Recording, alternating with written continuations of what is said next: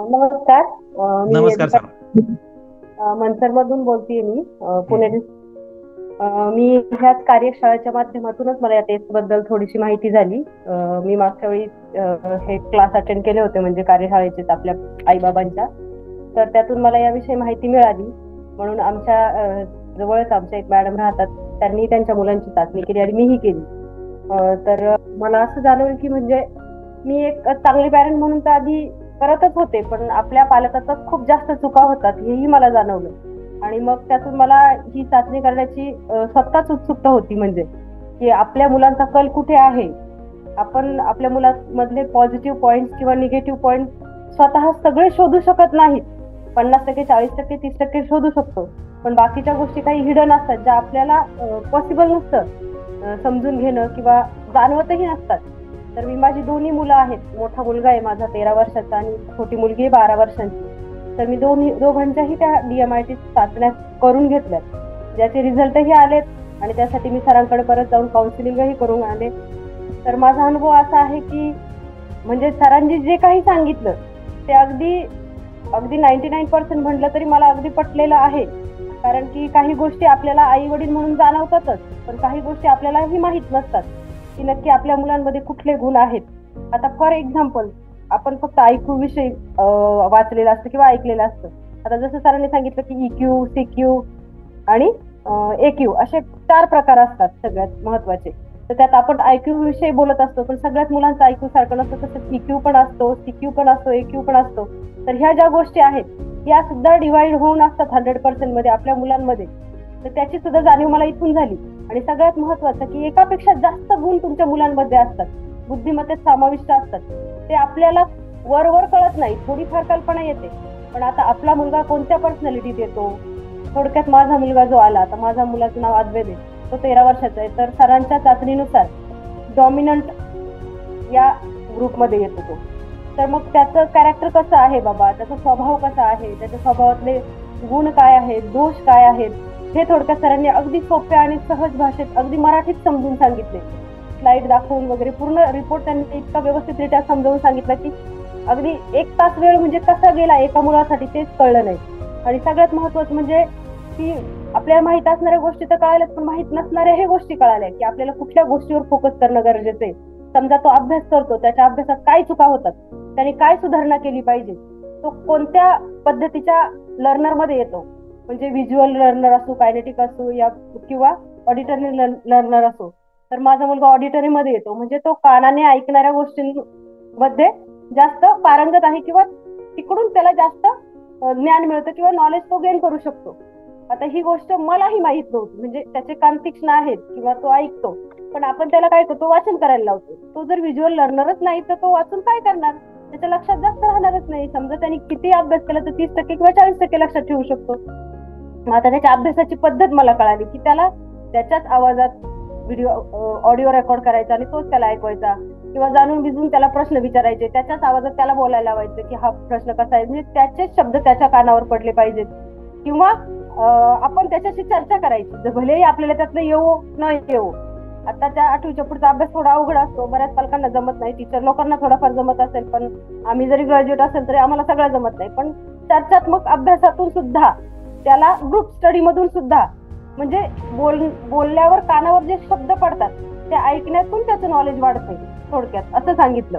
आणि मग शाळेत असताना समजा हा ऑडिटरी लर्नर आहे, स्कूलमध्ये बसल्यानंतर तो जर खिडकी शेजारी बसत असेल तर बाहेर एका गोंगाटाने त्याचं अभ्यासाकडे किंवा शिकवण्याकडे दुर्लक्ष होणार. थोडक्यात म्हणजे त्याला तिथं बसवणं सुद्धा चुकीचं आहे. ही गोष्ट ही माझ्या लक्षात आली, जो की मी अजून विचारही केला नव्हता की माझा मुलगा खिडकीच्या शेजारी बसतो का दरवाजाच्या जवळ बसतो की मध्ये बसतो. म्हणजे ही गोष्ट ही लक्षात आली. दुसरी गोष्ट म्हणजे त्याच्यातलं कौशल्य काय, तो मॅनेजमेंट मध्ये चांगला आहे, तो लीडर म्हणून चांगला आहे, आणि सगळ्यात महत्वाचं तो स्टेप बाय स्टेप लर्नर आहे की स्टेडी लर्नर आहे की स्लो लर्नर आहे, ह्या गोष्टीही कळाल्या. म्हणजे त्यानुसार गायडन्स नुसार. आणि सरांनी जे करिअर विषयी सांगितलं, जे त्यांचे पर्सेंटेज निघतात पूर्ण करिअरचा, जर तुम्ही ग्राफ पाहिला की 100% करिअर ग्राफ वेगवेगळ्या डायरेक्शननी किंवा वेगवेगळ्या स्लोप मध्ये असतो. तर तो सरांनी इतक्या व्यवस्थित पद्धतीने समजावून सांगितलं आणि त्याविषयी इतकं छान गायडन्स दिलं की म्हणजे दोन्ही मुलांच्या बाबतीत, आता मी फॉर एक्झाम्पल मोठ्या मुलाचं सांगितलं, मुलीच्याही बाबतीत तेच सांगितलं सरांनी. ती कशी आहे की इन्फ्लुएन्सर आहे, तिची पर्सनॅलिटी थोडक्यात दुसऱ्यांचं बघून कॉपी करणं किंवा दुसऱ्यांचं पाहिलं मलाही तेच करावं वाटतं असं तिचं स्वभाव आहे. मग तिचं फ्रेंड सर्कल, तिच्या मित्रमैत्रिणी कसं आहे हे तपासून घेणं मला गरजेचं आहे, कारण ती त्यांना कॉपी करणार असणार. त्यामुळे तिच्यापेक्षा हुशार मुलांमध्ये राहिली तर तिला वाटणार की त्यांच्याकडून काहीतरी घेण्यासारखं आहे. म्हणजे तिचं फ्रेंड सर्कल मला तपासून बघणं आहे. समजा ती इमोशनल कॅटेगरीत येते तर तिच्या भावना समजून घेणं गरजेचं आहे. तिच्या भावनेशी मॅच होण्यासाठी आपल्याला कसं पालकत्व करणं गरजेचं आहे. म्हणजे एक मैत्रीण म्हणून तिच्याशी राहणं गरजेचं आहे आईपेक्षाही. पण ती तिच्या भावना माझ्या जवळ व्यक्त करेल हे कळणं खूप गरजेचं असतं. याही आधी मी हेच करत होते, पण जेव्हा हे जाणीवपूर्वक समजलं त्यानंतर मी माझा अजून 100% देण्याचा प्रयत्न करणार. दुसरी गोष्ट, काही मुलं हुशार असतात पण त्यांना डिसिजन घ्यायला जमत नाही, निर्णय घेता येत नाही. त्यात थोडक्यात माझी मुलगी आली. तर मग आता उद्या तिला काही डिसिजन घ्यायची वेळ आली, तिच्या करिअरचा असो, तिच्या अजून कुठल्याही गोष्टीतला असो, जर तिला त्या बाबतीत द्विधा असेल तर तिला निर्णय घ्यायला मदत मी करणार किंवा तिचा मोठा भाऊ करणार. या गोष्टी मला आता यातून समजल्या की तिच्यावर डिपेंड राहण्यात जास्त पॉइंट नाहीये. जर ती मॅनेजमेंट चांगलं करू शकते, लिडरशिप चांगलं करू शकते, पण निर्णय घ्यायची वेळ आल्यावरती कुठेतरी कमी पडतीये. हे जेव्हा मला कळालं तेव्हा मला म्हणजे हे जाणवलं की आता ती रिस्पॉन्सिबिलिटी थोडक्यात आपल्यावर आलेली आहे. म्हणजे त्यासाठी मी आताच विचार करायला सुरुवात केली आहे. आणि सगळ्यात महत्वाचं, आपल्या मुलांची स्ट्रेंथ कुठे आहे, आपल्या मुलांची आवड कुठे आहे हे जर कळतंय तर मग आपल्याला त्या दिशेने, योग्य दिशेने जायला काहीच प्रॉब्लेम नसतो. म्हणजे आपला वेळही वाचतो, सरांनी सांगितल्याप्रमाणे आपला पैसाही वाचतो. आणि सगळ्यात महत्वाचं, मुलांचा इंटरेस्ट असेल आणि मुलांचं कौशल्य असेल तर त्या डायरेक्शननी किंवा त्या करिअरनी जायला आपल्याला जास्त इझिली सोपं पडतं. आणि सगळ्यात महत्वाचं, आपण अभ्यास कसा घ्यायचा हे कळलं तर आपण अभ्यास करणाऱ्या मुलांना ओरडतो, रागवतो, त्यातून वाद होतात किंवा अजून बरेच काही प्रकार होतात. किंवा कमी मार्क्स पडल्यावर सरांनी सांगितल्याप्रमाणे मुलं कुणी आत्महत्या करतो, कुणी डिप्रेशन मध्ये जातो, कुणी काय करतं, हे पुढच्या गोष्टी झाल्या. पण तरीही की आपण जर या पद्धतीने ह्या टेस्ट करून त्यातून काही गोष्टी जर आपल्याला समजल्या तर आपण अजून चांगलं पालकत्व करू शकतो किंवा मुलांना चांगल्या पद्धतीने गाईड करू शकतो. आणि दुसरी महत्वाची गोष्ट म्हणजे यातून आपले पर्सनल रिलेशन सुद्धा चांगले होतात मुलांचे आणि आई वडिलांचे.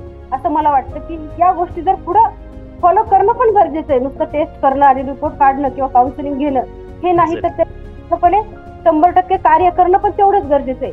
त्याच्यातून मुलांचा आत्मविश्वास वाढतो, मुलांची त्या क्षेत्रातील किंवा त्या विषयातील जो काही विषय सरांनी सांगितले किंवा जे काही करिअर सजेस्ट केले त्यातील त्यांची आवड पण वाढते. आपण जर त्यांना आतापासूनच ट्राय केलं, समजा 7वी 8वी मध्ये त्या दृष्टीने, आता फॉर एक्झाम्पल माझ्या मुलाच्या बाबतीत सरांनी सांगितलं, फॉर एक्झाम्पल सांगू पण मला इथं सांगावं असं वाटतं की त्यांनी सांगितलं की त्याला फॉरेन लँग्वेज मध्ये त्याचं जास्त म्हणजे कल आहे किंवा त्याची हुशारी तिथं आहे, त्याचा इंटरेस्ट तिथं आहे, तुम्ही तिथे त्याला ट्राय करा. इन फ्युचर मध्ये तो कुठल्याही फील्डमध्ये जाऊ द्या, म्हणजे तो तर हुशार आहे पण त्याच्याबरोबर त्याला फॉरेन लँग्वेजची जर अजून साथ मिळाली तर त्याला खूप जास्त संधी निर्माण होऊ शकतात.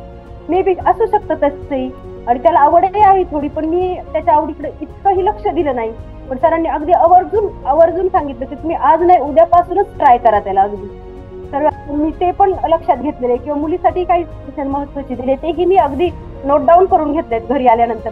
सर बोलत असताना त्यांचं कॅप्चर करणं किंवा बोलणं ऐकणंच खूप हेवी होतं, म्हणजे जास्त होतं. त्यामुळे तिथं काही करता आलं नाही, पण घरी माझ्या पद्धतीने मी माझे पॉइंट लिहून घेतलेले आहेत. आणि सगळ्यात महत्वाचं म्हणजे मला जे काही पैसे घालवले, इतका प्रवास करून तिथपर्यंत गेले, इतका वेळ काढला, जॉब करते मी त्यामुळे मला सुट्टी टाकणं, 2-2 वेळा जाणं येणं, पण मला खरंच खूप समाधान वाटलं की आपण काहीतरी मुलांसाठी करतोय. सगळेच जण करतात, पण तुम्ही जर खरंच जबाबदार पालक असेल आणि तुमच्या मुलांनी काहीतरी वेगळं करावं, चांगलं करावं अशी तुमची अपेक्षा असेल, तुमच्या घरातलं वातावरण बदलावं असं तुम्हाला वाटत असेल, तुमच्या मुलांमधील आणि तुमच्यामधील सुसंवाद चांगला व्हावा असं वाटत असेल, तर मी नक्की सजेस्ट करते की प्रत्येक पॅरेंटनी ही टेस्ट करून घेणं खूप गरजेचं आहे. नुसती मुलांचीच नाही तर तुम्ही स्वतःचीही करू शकता, ती सुद्धा खूप गरजेची आहे. पण मी तर नक्की सजेस्ट करेन की 3 वर्षाच्या पुढच्या मुलांची टेस्ट करणं खरंच खूप गरजेचं आहे. आणि त्यातल्या त्यात सरांचा अगदी मनापासून धन्यवाद की सरांनी प्रत्येक प्रश्नाचं न कंटाळता किंवा न म्हणजे काही असं हे करता प्रत्येक प्रश्नाची इतकी छान आणि व्यवस्थित उत्तरं दिली आणि सगळ्या गोष्टी अगदी छान समजावून सांगितल्या. असं नाही की एवढे ग्रॅज्युएट असून यांना साध्या गोष्टी माहिती नाही, असं त्यांच्या बोलण्यातून वागण्यातून कुठेही जाणवलं नाही. कारण खरंच काही गोष्टी आपल्याला माहित नसतात आणि काही गोष्टींमध्ये आपण मास्टर असतो, पण सरांनी अगदी त्यांच्या पद्धतीने अगदी सुंदर भाषेत सगळं छान समजावून सांगितलं. त्यामुळे मला खरंच खूप छान वाटलं. मी सगळ्यांना सजेस्ट करेन या टेस्ट बद्दल. तरी पण म्हणजे ज्याला कुणाला वाटेल त्यांनी नक्की सरांशी कॉन्टॅक्ट करून या टेस्ट बद्दल माहिती घ्यावी आणि इतरांना